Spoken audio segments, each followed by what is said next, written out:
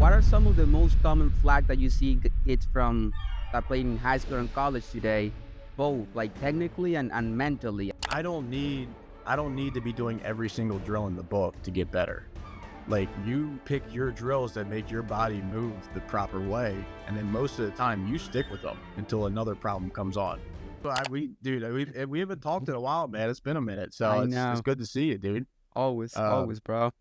it was so funny that the first time we met, was it in Winnipeg? No, it Yeah, was it was when you were with the Red Sox. I was doing a the re Giants, right? yeah, I was doing a rehab with the Giants at Low A by then.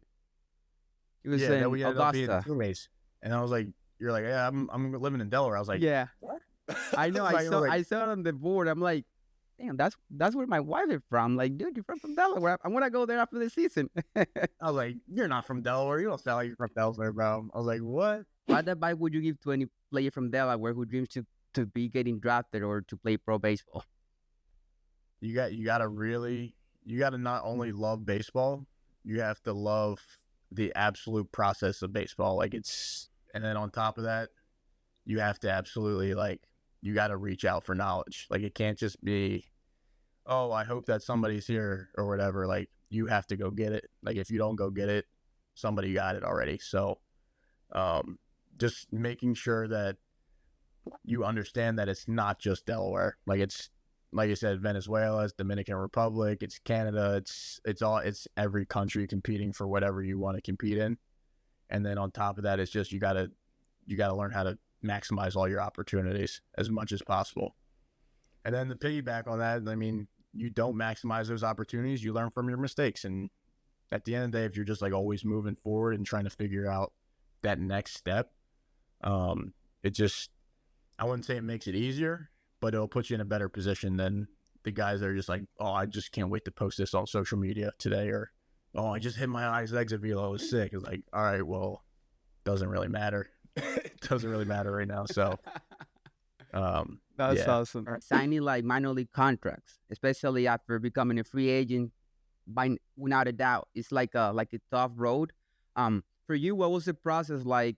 What advice could you give to 20 players who like when a similar situation, trying to like navigate like the free agency and trying to go back to the minor league? Because I remember we were playing Winnipeg, and for me it was like I was older, so for me it was more like, okay, you want to play in Mexico, okay, you wanna try to stay active to go down to Venezuela and fight for a spot there too as well. But for you, I feel like you have a pretty good success, and that's something that not many people knows, because it's a really really tough thing to do, especially as a position player. I feel like, what was that process for you? What advice can you give to anyone having the same yeah. I situations? mean, just making sure you're staying relevant. That's a big component. Like checking in on the people that you know that are scouts. Like if somebody's lucky enough to have an agent, like making sure the communication with that is constant.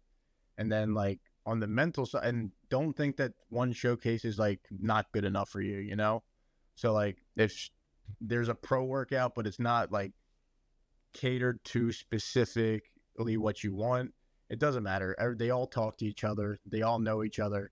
So if you can get yourself in front of any kind of organization possible, like somebody will, I mean, hopefully will talk about like, hey, well, I just saw Carlos. He was looking really good, and I heard you needed a shortstop, and that just could be another avenue to get to what you ultimately want. So like that, and then on top of it, leaning into like your support system, like you know, it was kind of cool being from Delaware because you could, I mean, you'd have your family, my close family, friends and stuff, but like the baseball community, like they all know who you are. They're your fans, like playing in Frawley and stuff. And I mean, you played with the Blue Rocks and stuff. Like it was just so different being from Delaware. And then they're like, oh crap, like that guy who like the DMA right here. Like I can do that. And like using those resources to be like, yo, like how do I get to that level? Like how do I get in contact with this guy to talk to that to get to that spot? But like making sure your agent's doing his job, talking to as many people as possible in the baseball world, and just you got to roll with the punches. Like actually, funny story. Now that we're talking about this, so I don't think you've ever met Sonny Juliana. He's one of our coaches up at Brandon Barrel, but I played with him at Winnipeg my second time around.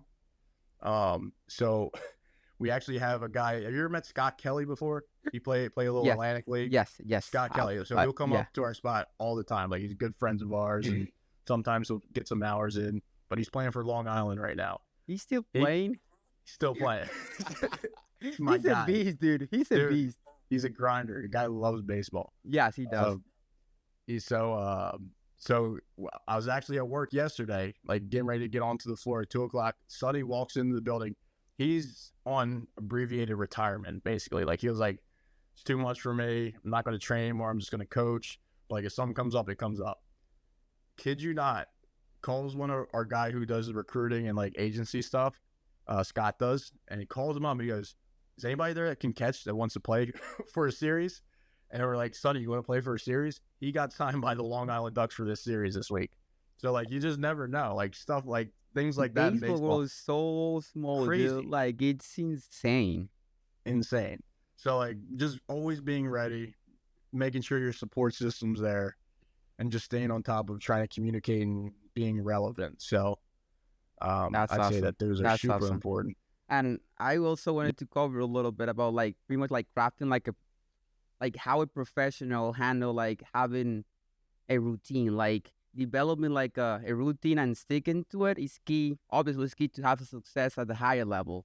Yeah.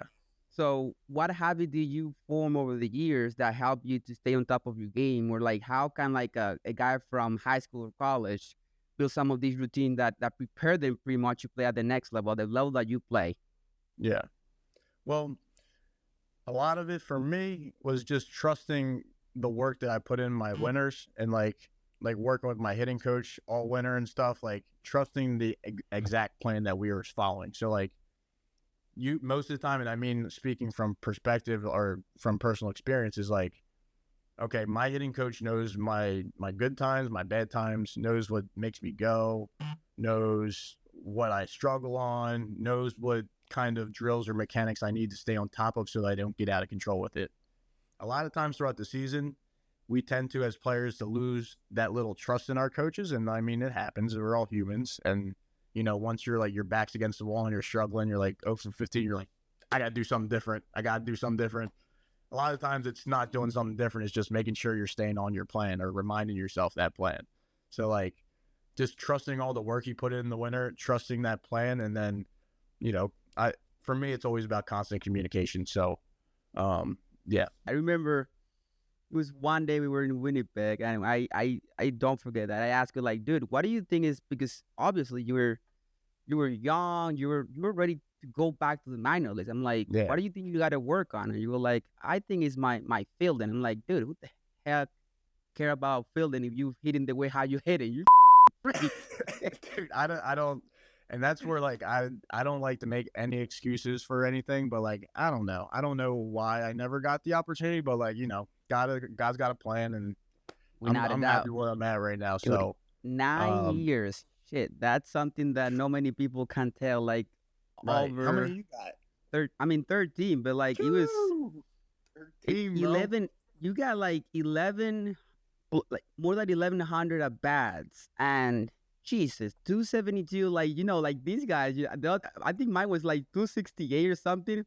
But let me Yeah. check. I think mine was like, you only hit like 270, 260. I'm like, dude, when you're taking a like season like 300, 400 at bats, Yeah. it's at 270. You're freaking kill it.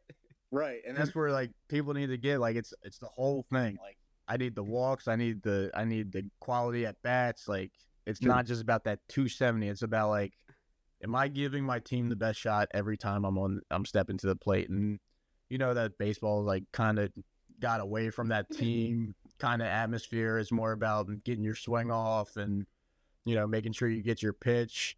But I was in the era of I gotta work this pitcher. This is a fight every single time, and I gotta do what I gotta do. So the mindset, I mean, as a hitter, is like 70% of the battle in my opinion. So Without a doubt. you could have the worst swing, you could have the best swing. If you don't know how to compete and execute when your back's against the wall, and then control yourself when you're ahead in the count or you have an advantage count, it's you're gonna be lost.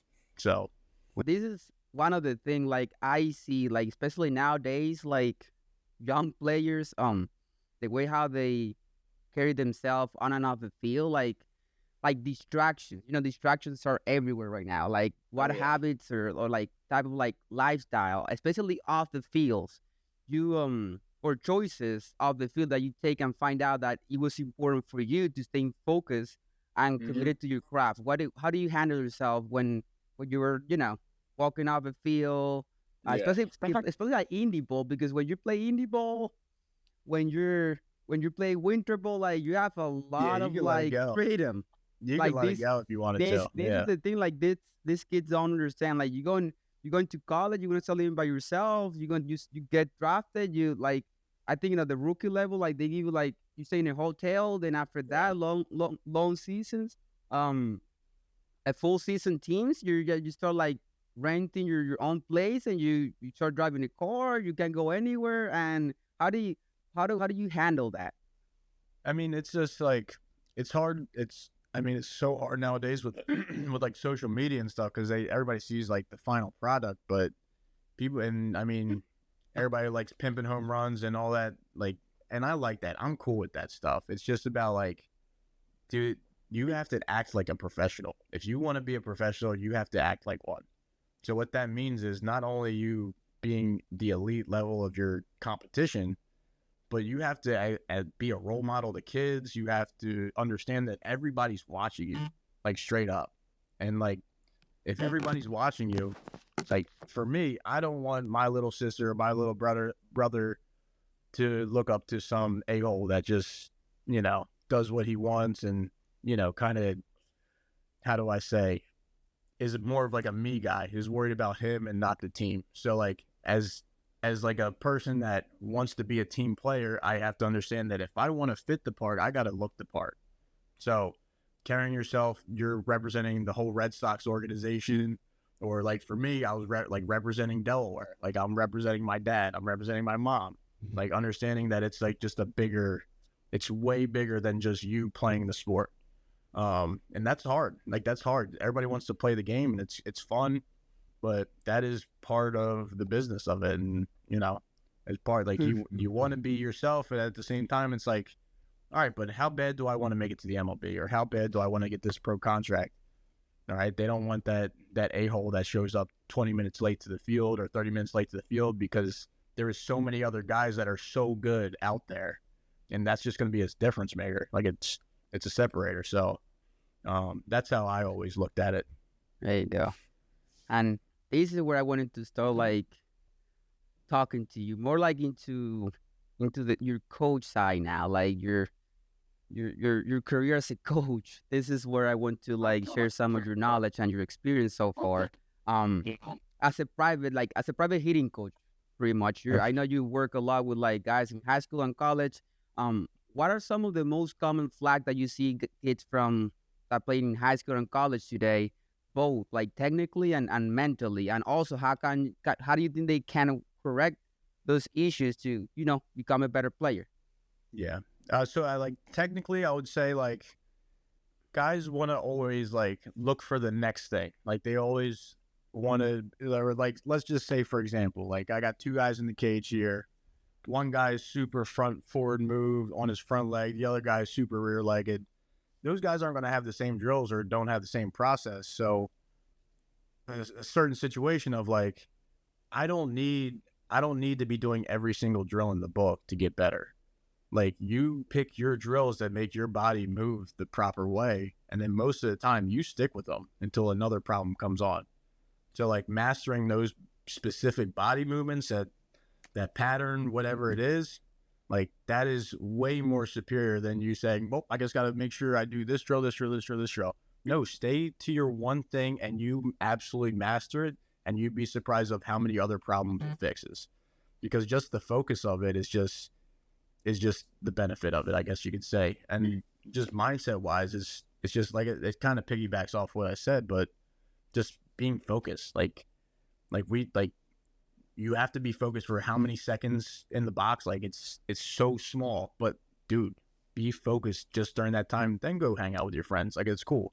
And then on top, like you can always learn from other people as well. Like, don't be afraid to ask questions of like, hey, like, same example. That guy's really good with his front leg. The other guy's really good with his back leg. Ask why you're really good at that stuff. Like, why does your body move that way? Or watch why it moves that way. But just asking questions, man. Like, asking more questions and just making sure that you can just master whatever body movement you need. Yeah, without a doubt, asking questions, that's something that, these kids, they don't realize. Like, you come into a lesson for 30, 60 minutes and you don't have a single question. You're already in high school. You don't have any question and you're a junior. You're you're about to be a senior. You have no questions about hitting no, it doesn't have to do anything like just related with hitting, just baseball in general. Like, there's In so many general, questions exactly. and there's so many doubts that you have no clue how, like, you have to handle yourself on and off the field. That these kids, they just come to the lesson, they just come to the travel team, they just come hang out with you at the facility, and instead of like see you as like some sort of like resource like from somebody who's being there, Yeah. they just Use it. we Use just it. try to be That's talking about something else. I'm like, dude, like, you're come not on. bothering me. It's my job, No, man. yeah. Like, I want you to be better. It's like, dude, and especially being in Delaware, it's very rare that guys are able to hit with a professional that has been through the entire grind. So, like, any question you have, whether it's, did you play with X so and so? Like, ask them, dude. Like, we want to talk about that stuff. So, And I love just the being way open I about, love that you mentioned that too. Like, when you have a different type of haters, like on different type of problem, obviously you adjust accordingly to like their needs and stuff like that. Because some parents and some players too as well, like, what do you do? I'm like, well, this is what I did, but that also means this when I work for you. right. We might be Exactly. completely different type of haters. When you get older, you probably want to be 20 pounds heavier than I was, and want to have a completely different game that I was by the time.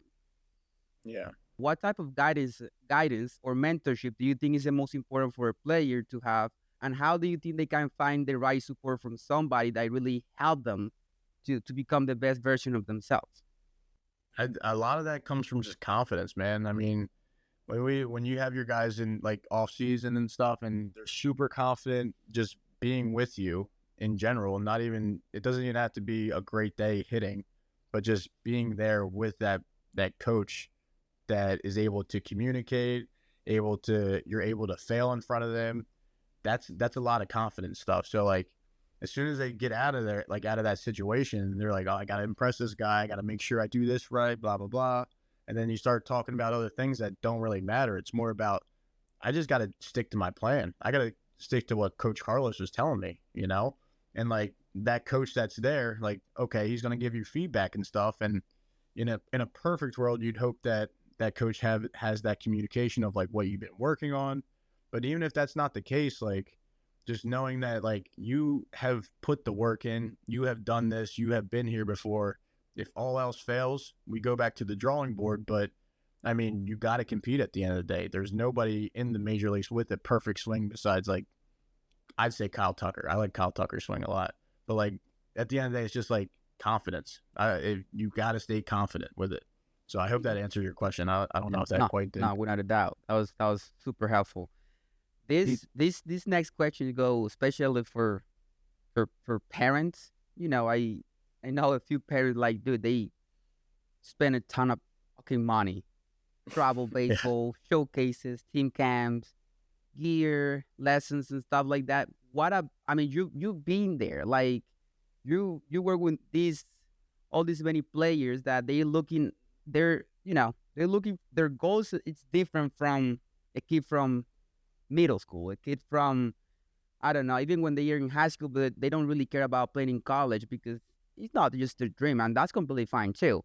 What Yeah. advice would you give to a parent trying to like help their kids to like achieve their goals in baseball, or like how do you think they can support their kids while at the same time they're letting the kid to develop like independently? Yeah. So I'd say just be positive, man. Like, it's a long grind. Like, I mean, and like, you're gonna fail 7 out of 10 times. So like, if you don't feel like your parents are on your side, why would you want to keep doing that? So just like, I would make sure that they're just being positive and being that support system rather than that extra coach or that extra ear. And it's not rude or anything. It's just like you're paying for the service. You're trusting, you're putting your trust in us. Let it work out. Like it should work out, and communication's always there, but you have to let the product work. Like you have to let whatever you're working on work out. Just making sure that, like, I don't know, like if he doesn't want to play baseball, he doesn't want to play baseball. There's nothing more to it. Like there's no force to it. He's gonna go and he's gonna hate it and he's gonna hate you for it. It's just about like, if he actually wants to do it, he's gonna do it. So like for me, like my dad was a basketball coach. He wanted me to play basketball all the time, but I knew I was gonna be a professional baseball player. So I was like, sorry, Dad, I got to do this because I know it. I see the vision, and I see the end of the tunnel. So it's just more about like, I knew it already. Like and obviously we all don't know, but like you got to paint that picture in your head that you know it, you need it, and you got to go get it. You got to do everything you need to go get it. And if they don't have that, the parents can't force that onto them. So like it's okay, but at the end of the day, if they don't want to do it, they can't do it. Like straight up. So At a pro level, like how important do you think is what's your mindset for like players trying to everything. aim players trying to aim like play in college or to get drafted? What type of mindset do you think like players need to cultivate to handle, especially the ups and down of baseball? Because this is something that most kids have not like an idea of like what really means to like, you know, being in a slump or like struggling at They defense. haven't had that 0 for 35. I know you No, have. I know I have, baby. they That shit haven't sucks. struggled with like they're good in their high school, or they're just starting shortstop for their high school team for their travel team, but then when they go to college to the next level, they don't get as much playing time. And how important do you think is the mindset for these type of situations? Well, with that being said, it's more of like you gotta be. I mean, mindset's everything. Like it's literally everything, in my opinion. You can take two of the same situations with different mindsets. It's gonna look completely different. So like making sure you're just being that good teammate. One, showing up effort wise every single day, being the first one there. Two, like those things that you can control, like your attitude on the field, taking your miss hit or your bad at bats or your bad plays to the other side, to defense to offense. Like that's just things that you can control. And a lot of it, like the same thing we talk about using the drills, like a lot of you just controlling your mindset, attitude, and your consistency of like showing up, being a good teammate. That's going to take that's going to do a lot for you in the long run, I would say, because nobody wants that mopey, poor attitude guy on the bench. Nobody wants him on the field either. So like being a good teammate, being a good player, having the mindset of this is a family, this is a brotherhood, rather than I'm here to get to the next level. Usually things play out in the long run. So that's what I would say. Mindset's everything, dude. Like that's all of it.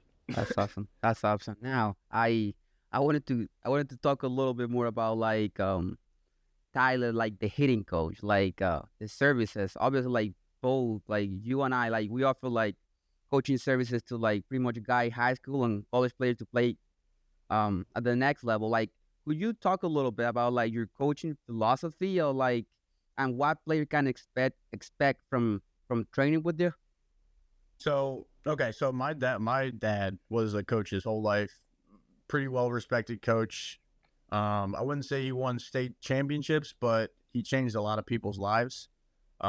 Just using the sport of basketball and getting kids off the street, or just using the sport of basketball to make people's lives better and turn young men into grown men, pretty much. So like I love making sure that kids are doing their job and making sure that their moves are right. But at the end of the day, if you're not leaving most of the time I want guys to leave being a better person, like straight up, and learning valuable lessons, understanding that it is not just you, it keeps becoming a recurring theme. Just understanding that these tools that you're using in baseball right now, everybody's not going to be a major league player, but the mental skills and the ability to be, resilient against very tough times is like, that's everything. Like that's what's going to make you a good family man. That's what's going to make you a good team member in the workspace. Like, and it's okay. Not everybody's going to be professional, but everybody's going to end up having a family hopefully one day, and everybody's going to end up, hanging up the cleats. And if I didn't at least give you one lesson or make you feel like you've gotten better or more confident in yourself or whatever it may be, I failed. So for me, it's all about communication and just being that role model for those kids, like straight up. Like it's a big responsibility, and that's just something that I like to take pride in. So For players and parents, right? Like trying to, or like players and parents interested in like taking like the next step to working with us. Like, what would you say is the number one reason to invest in like a professional coaching now? well, the landscape of the game is completely different, obviously, from where we both were. So like colleges, high school guys, they're looking for more polished players, not just complete gamers. And like the gamers you need, but especially getting to like that collegiate level, like Division II, or if you want to go Power 5, like they're looking for polished players. So like having that guidance, having that ability to ask as many questions as you want, having that person to be like, that showcase is not a showcase you want to go to, or that showcase will work for you because of XYZ. Like that's huge. Like it's humongous. And I didn't do lessons when I was younger. Like I personally didn't have the luxury to be able to do those stuff. So I had to go out and search for knowledge. And like early YouTube days, there's not that much knowledge out there. So like the ability, like I said earlier, like the fact that you have an ex-professional baseball player in your wing and you're able to afford his time, like that's a steal, man. Like if you don't get any knowledge out of me in an hour, like there's something wrong. Like I messed up. But like there's way too many people out there. There's way too much knowledge out there that people are accessing. So like it's a no-brainer in my opinion. Like it's a big commitment. Sometimes can get expensive, but that's why I give it my all, like straight up. So yeah, it's a cheat code in my opinion.